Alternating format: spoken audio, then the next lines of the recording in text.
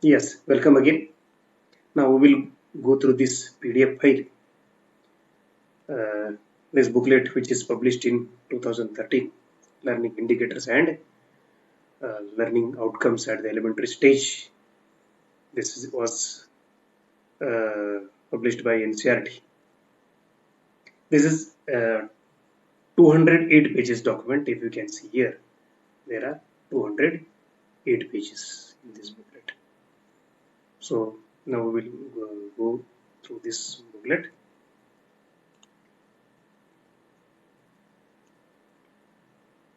See, and this is what content is. Whatever the things I have taken in the PPT, those are completely I have taken from this preamble. So I would like to request you all, when you read this booklet, you read the preamble very nicely. Now I would like to take you to the exact pages directly. Now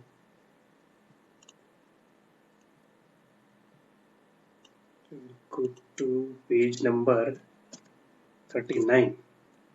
Yes, curricular expectations and learning indicators for English at the elementary stage. So we will go through this learning indicators of English language. Again here they have given these in the form of skills, as is listening, reading, speaking, writing, and concern for environment. They also have added one thing here. Now you will understand, you will see here the as in the PPT also, I told you the structure of the document is that at first they will give you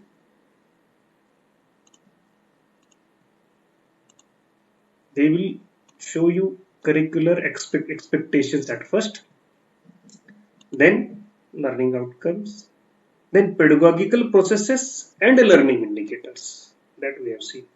So now curricular expectations. These are to be achieved after a particular stage. So what are these? Broadly, the goals of language learning are attainment of basic proficiency in language for effective communication and development of language for knowledge acquisition. So, what is that they have given here in detail? Uh, what I think where we should go uh, directly, there I come. Yes, here curricular expectations after attaining a particular stage, that is, yes, listen, understand, also employ non-verbal clues to make connections and draw inferences. Now I would like to request you all, see, after the completion of a primary education, only these many curricular expectations children are expected to complete. So we will go through it very seriously, very nicely, then you will understand. Read with comprehension and pleasure. So the purpose of reading: draws inferences, that is conclusions, and relates text to previous knowledge, reads critically, and develops the confidence to ask and answer questions. Okay, this is second curricular expectation. Next, employs communicative skills with a range of styles and engage in a discussion in an analytical and creative manner. Okay, next, identifies a topic, organizes and structure thoughts and writes with a sense of purpose and an awareness of audience. Okay. Next, understands and uses a variety of registers associated with the domain such as music, sports, films, gardening, construction work, etc. Here I would like to variety of registers, means there are the same words. For example, exploitation. In English language, if you see exploitation, it's a different thing. Means someone is exploiting someone. That is what this exploitation. But if you go in a geography, exploitation of resources. Here the meaning of exploitation changes. That is utilization of the resources. So this is what the registers understand and uses a variety of registers associated with the domains such as music, sports, film, gardening, construction work, etc. Means the same word, or we can say the words in these fields. That is what the variety of registers in these fields. Next, uses a dictionary and other material available in the library and elsewhere. Access and collect information through making and taking down notes, etc. Uses language creatively and imaginatively in text transaction and performance of activities.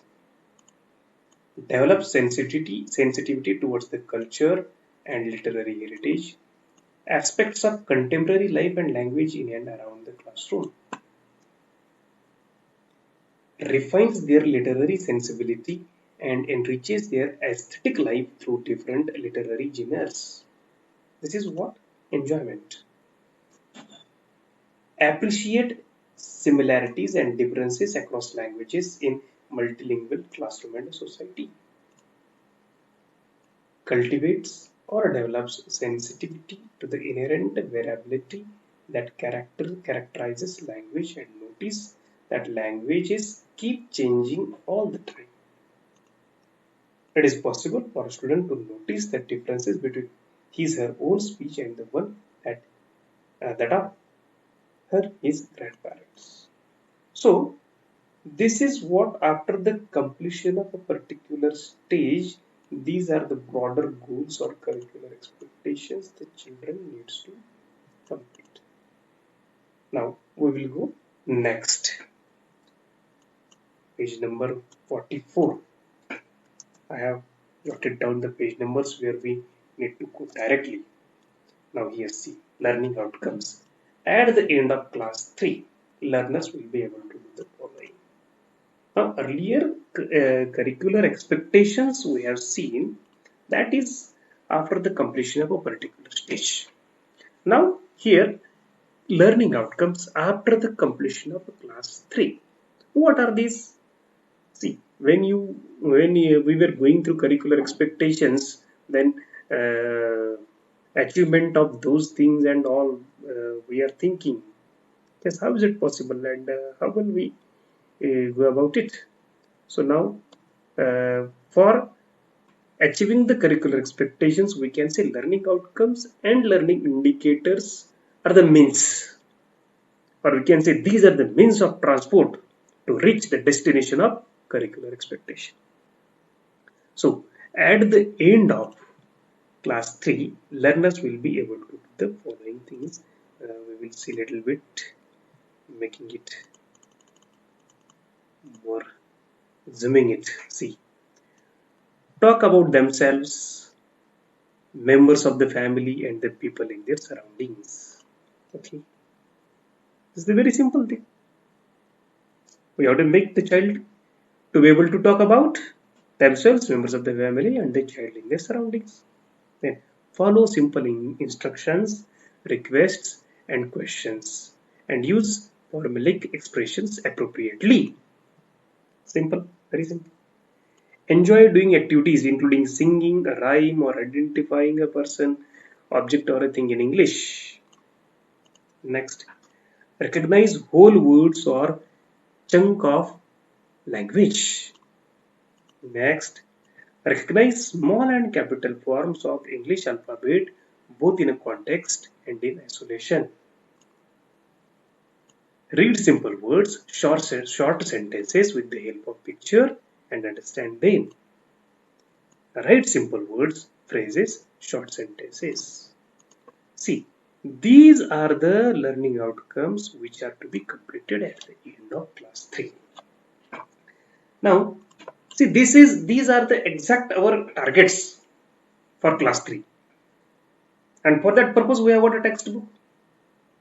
Through that textbook, we will formulate pedagogical processes, and through this pedagogical processor in other language, if I want to say, through different type of learning experiences, those are planned by you for your transaction in a classroom. For those learning experiences, you will have learning indicators. What are those learning indicators? Whatever you have planned to transact in the classroom, for that purpose you have an objective, and to reach to that objective, uh, you will have a statement. For example, picture composition that I am going to take in the class. So at the end of the class, what should I say, or what will indicate me that yes, child is able to write or speak about the picture composition? So I will say only one sentence. Child writes correctly the picture composition with his personal touch of enjoyment. Yes, simple. Because the picture composition, the picture what it will give, he will add his personal touch. And as a part of language, uh, he has to enjoy it. So this is what my particular statement means. At the end of the class, if you give different types of pictures on a particular picture, child is speaking or writing in his own words. If it is happening, what does it mean? It has indicated that child has understood the process of a picture composition, and now he is doing it, he is showing it, he is indicating it. So this statement, what it exactly indicates means what? In expected learning outcome, we used to write child is able to do. Child is able to do that we used to write. Here, what are exactly we doing?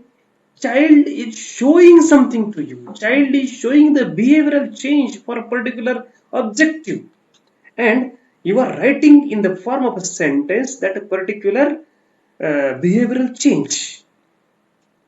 It means that behavioral change exactly indicates the attainment of the uh, objective. That is what targeted learning outcome, or that is what learning indicator.